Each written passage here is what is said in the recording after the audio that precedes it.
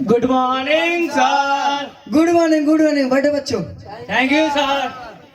बच्चों मास्टर साहब कहाँ है? सर को जाने वाला है इसलिए गया ततगुला लाने।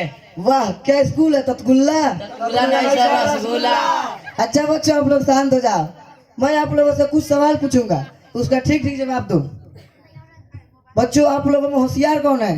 सर मैं होशियार हूँ क्योंकि परीक्षा में हमेशा फर्स्ट आता हूँ। नहीं सर मैं होशियार हूँ क्योंकि मेरा नाम होशियार सिंह है।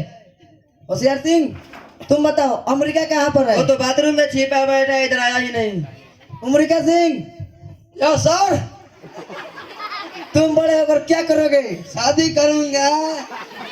मेरा वो मतलब नहीं, तुम बड़े होकर क्या बनोगे? दूल्हा बनूंगा। अब आई मीन टू से तुम बड़े होकर क्या हासिल करना चाहते हो? दुल्हन हासिल करना चाहता हूँ।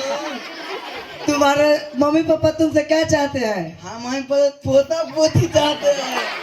अब तेरे जिंदगी का मकसद क्या है? हम दो हमारे दो। अब बैठ बैठ। हम तो बैठे थे, अभी ठहरा गए थे। अरे गलती हो गई मेरे भाई, माफ कर दो मुझे।